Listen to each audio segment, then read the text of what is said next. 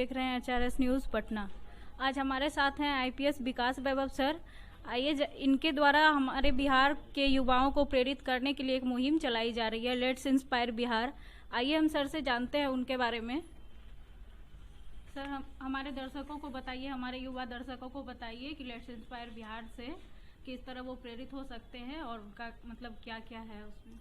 देखिए, बिहार के जब इतिहास को हम लोग स्मरण करते हैं तो स्मरण करते हैं कि बिहार ज्ञान की भूमि थी, शौर्य की भूमि थी, उद्यमिता की भूमि थी। बहुत हम लोग गौरवान्वित होते हैं, लेकिन केवल गौरवान्वित होने से कुछ पर्पज सर्व नहीं होगा। सोचना ये होगा कि जब ऐसा था तो क्यों था, हमारे पूर्वजों की दृष्टि कैसी थी जिस समय जब संसाधन नहीं थे, मार्ग नहीं थे, प्रौद्योगिकी नहीं थी, सूचना तंत्र विकसित नहीं था। क्या ऊर्जा रही होगी, क्या भावना रही होगी जिसने उस रूप में बिहार को संगठित किया और हर क्षेत्र में अग्रणी बनाया, जिसमें पूरे विश्व से लोग आते थे, पढ़ने आते थे। ज्ञान की परंपरा प्राचीन काल से स्थापित थी। जब ये देखते हैं तो हम पाते हैं कि हमको चिंता छोड़कर यदि चिंतन करें तो ऊर्जा तो आज भी वही है, लेकिन उस ऊर्जा का हम लोग प्रयोग कहाँ कर रहे हैं। हम देखते हैं कि हमारे युवा भी दिग्भ्रमित हो जाते हैं, कई बार आपस के छोटे छोटे वादों में ग्रसित होकर संघर्षों में लीन हो जाते हैं। कोई जातिवाद के नाम पर संघर्ष करता है, कोई संप्रदाय को लेकर चलता है।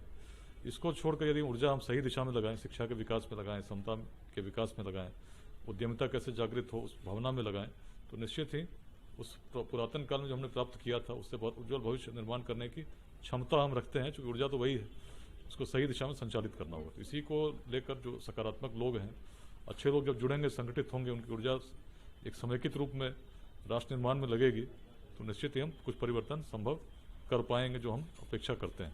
इसी नाम से एक अभियान हम लोग चला रहे हैं, लेट्स इंस्पायर बिहार, जो बिहार की विरासत से प्रेरित है। बिहार जो ज्ञान की परंपरा रही है प्राचीन काल से, उसको कैसे विद्यालयों में प्रसारित किया जाए, टीचर अच्छे से पढ़ाएं, बच्चे अच्छे से पढ़ें, किस प्रकार से समाज सेवा की भावना हम लोग लाएं जिसमें जो सक्षम उनकी मदद करें जिनको उसकी आवश्यकता है, और किस प्रकार से उद्यमिता की भावना लाएं जिससे लोग स्वरोजगार स्थापित कर सकें, लोगों को रोजगार मिले।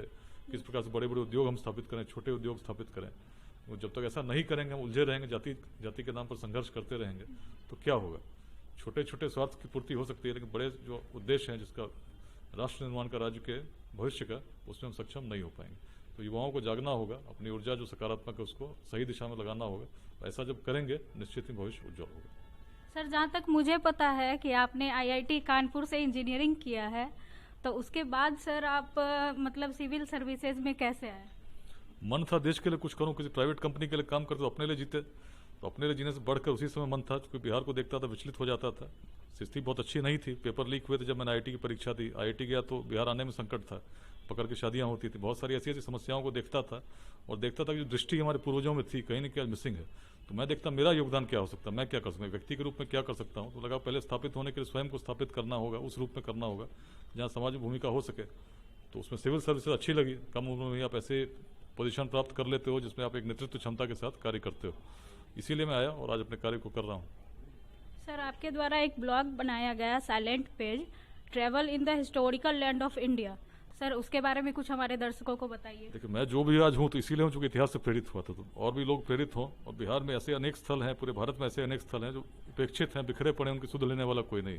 लेकिन जब उनके संदेश को हम ग्रहण करना शुरू करते हैं तो वर्तमान और भविष्य को बदल देते हैं।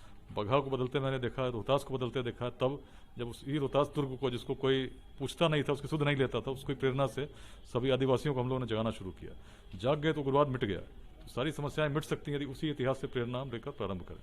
धन्यवाद। सर, आपने एनआईए में भी, सर लास्ट क्वेश्चन हमारे लिए, चैनल के लिए कुछ शुभकामना संदेश हमारे दर्शकों को दें और आने वाले अंग्रेजी नववर्ष के लिए वो हम सभी को एक नववर्ष का शुभकामना संदेश दें।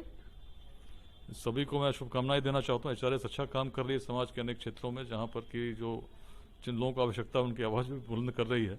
तो नववर्ष में इसको आगे बढ़ाती रहे।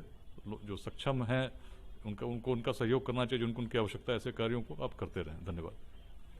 Thank you sir. सर, आपका बहुत बहुत धन्यवाद कि आपने हमें टाइम दिया, हमारे चैनल को टाइम दिया। इसके लिए आपका बहुत बहुत धन्यवाद। देखते रहिए आप लोग एचआरएस न्यूज़ जयश्री कश्यप के साथ। Thank you.